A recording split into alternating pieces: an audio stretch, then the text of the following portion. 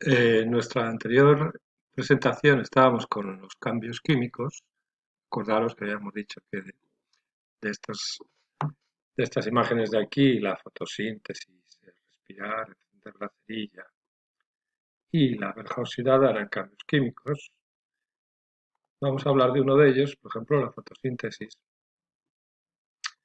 Eh, este es el esquema genérico de la fotosíntesis. Entra dióxido de carbono, las plantas respiran dióxido de carbono, y junto con el agua y otras sustancias nutritivas producen su alimento y además expulsan oxígeno. Producen hidratos y expulsan oxígeno. Con lo cual, el origen, que era el dióxido de carbono, vemos que se ha transformado en otra sustancia distinta. Por eso decimos que es un cambio químico. Que viene plantas en presencia de la luz, transforma el dióxido de carbono y el agua en hidratos de carbono y desprende oxígeno. ¿De acuerdo? Ahora vamos a hablar de las sustancias que consideramos puras. Son aquellas que solo tienen un tipo de partículas, un tipo de correos de átomos. Por ejemplo, el agua. ¿Vale? El agua está formado por un tipo de átomos. Concretamente, contiene, decimos que contiene oxígeno y dos átomos de hidrógeno, con lo cual forma un compuesto que se le llama molécula de agua, H2O, que sonará más. Mezclas, en cambio, están formadas por dos o más sustancias puras, por lo tanto, dice que están formadas por partículas diferentes. Las mezclas pueden separarse por métodos físicos, que veremos más adelante. Por ejemplo, de aquí, ¿cuáles consideráis que son sustancias puras? Es decir, que solo tienen una sustancia. ¿O cuáles pensáis que son mezclas? Es decir, que tienen varias sustancias puras. Por ejemplo, vamos a ver cuáles son mezclas. Granito. Pues si es una mezcla, está formado por otros minerales distintos. El cuarzo, el feldespato, la mica, componen lo que es el granito. Son tres minerales distintos, tres sustancias distintas, por lo tanto, granito es una mezcla. El aceite es una sustancia pura. Café con leche. Una cosa es el café y otra es la leche. Ahí hay dos sustancias, por lo tanto es una mezcla. La leche. La leche no solo es leche, contiene también cantidad de agua, entre otras cosas. La sal. La sal es una sustancia pura. El agua de mar. El agua de mar, pues eh, concretándose, también se habla de que es una mezcla porque tiene eh, el agua y la sal. Y arena y clavos, pues hombre, lo vemos ya directamente que hay clavos y arena, pues todo va a ser mezcla. Dice que las mezclas se pueden separar por métodos físicos.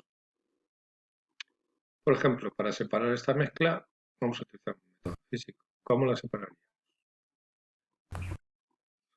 Pues dice que sabemos que el hierro, del que están hechos o el metal del que están hechos los clavos, podemos utilizar un imán para atraerlos.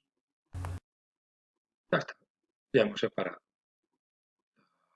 las puntas, los clavos de la arena. Hemos utilizado un método físico para hacerlo. Hay otros métodos de separación de mezclas que están aquí. Por ejemplo, la decantación, eso se basa en la densidad. Sabemos que a menor densidad de una sustancia tiende a quedarse por encima del agua. La densidad del agua es 1.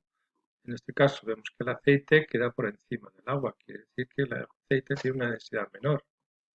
Entonces, como ya os aventurados, si juntamos agua y aceite, queremos separar el agua del aceite, pues utilizaríamos la decantación. Aquí, ponga. luego lo comprobamos. El filtrado, pues yo tengo dos objetos, por ejemplo, agua y arena, con un embudo, consigo que el agua traspase ese embudo, en cambio la arena, como es una sustancia más grande, pues se queda en el embudo. Para eso utilizaríamos entonces el método de separación por filtrado, en este caso agua y arena. Y por último la evaporación, si yo tengo un recipiente con agua, por ejemplo sal, si lo dejo a temperatura sol, por ejemplo, unas horas o tiempo, vemos que el agua se va consumiendo, se va evaporando y al final lo que me queda en la base va a ser la sal, que es la otra sustancia. Entonces hemos conseguido separar el agua de la sal. Vale, pues parece que lo hemos hecho bien. Mezclas homogéneas y heterogéneas. Dentro de las mezclas hay dos tipos. Las homogéneas dice que tiene un aspecto uniforme y es muy difícil o imposible ver las sustancias que lo componen. Por ejemplo, un batido de cacao, pues a saber qué corresponde a leche y qué corresponde a cacao. Esto es una mezcla homogénea. A simple vista no se pueden diferenciar. En cambio, una mezcla heterogénea, su aspecto no es uniforme y se ven los componentes. En el caso del granito, pues vemos ahí unos puntitos más oscuros, ¿vale? Otros más claros, que sería el cuarzo, el feldespato, y otros que aquí no se aprecia, que brillarían un poco, sería la mica. Entonces aquí claramente podemos distinguir que hay más de una sustancia. Eso es una mezcla heterogénea. ¿Vale? Pues nada más, chicos. Espero que os haya aclarado las dudas. Hasta ahora. Chao, chao. Que no, hombre, no, que era broma. Todavía tenemos que continuar un poquito, simplemente para hablar de lo último, los cambios de estado. Vale, pues los cambios de estado. Aquí vemos cuáles son cambios de estado, acordaros, se producen, son cambios físicos, porque la materia siempre va a ser la misma, la original, ¿vale? Esto se explica muy bien, por ejemplo, con el agua. El agua es una sustancia, un elemento en el que se pueden ver muy bien los cambios de estado.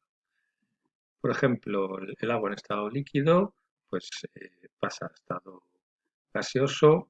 Ese proceso lo llamamos vaporización, es cuando se convierte en vapor de agua.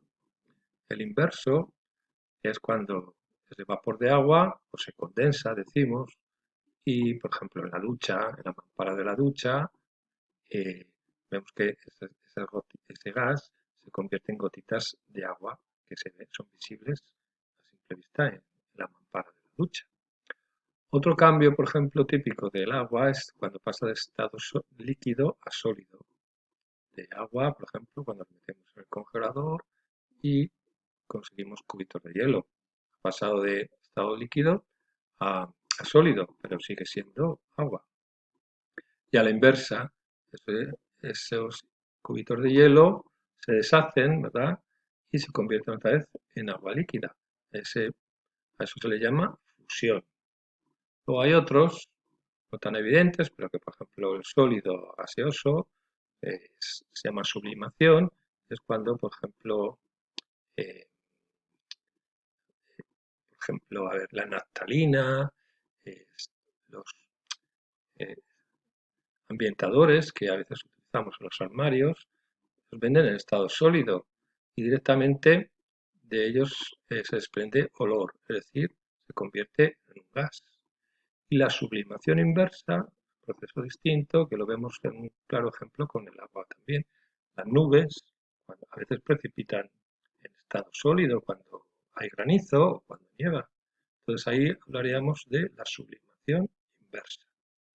Vamos a hablar de ellos uno por uno. Por ejemplo, el paso de sólido a líquido, acordaos, se llama fusión, y para eso existe una temperatura de fusión que es distinta para cada una de las sustancias, materias que conocemos. El ejemplo más evidente, vamos a tomar siempre al agua.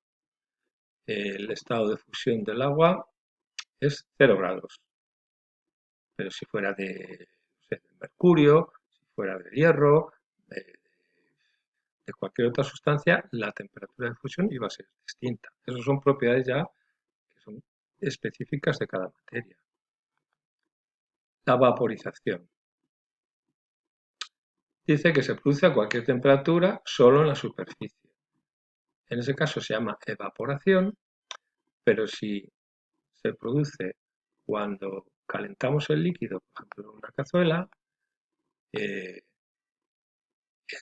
a eso se llama ebullición. Decimos que el agua está entrando en el punto de ebullición. Y lo mismo que antes de la fusión, el agua tiene un punto de fusión, una temperatura, que es por la cual empieza a hervir, pasa de estar en estado líquido a gaseoso. ¿Vale? En el caso del agua, como curiosidad, que son 100 grados. El paso de gas a líquido se llama condensación o también conocido como licuación. ¿Vale? Y es también la misma temperatura de la ebullición. Está claro, cuanto mayor temperatura, más rápido va a pasar a estado gaseoso. O al revés, estado gaseoso a líquido. La solidificación es de líquido a sólido. Por ejemplo, los volcanes, la lava, que expulsan en contacto con la temperatura exterior, poco a poco empieza a solidificarse. Con el tiempo se acaba convirtiendo en roca de lava.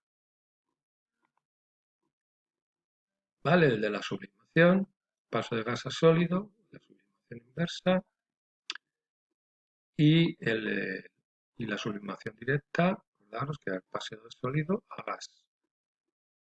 Ninguno de los dos casos pues, pasa por el estado intermedio del líquido. A eso se le conoce con el nombre de sublimación. Bueno, pues nada más. Seguís pasando el itinerario. Acordaros que tenéis que ir recopilando una serie de letras, en concreto 4 letras, que os van a salir cuando superéis algunas etapas. Con esas 4 letras podéis abrir el mensaje final cuando lleguéis a la última etapa. Venga, suerte, un abrazo a todos.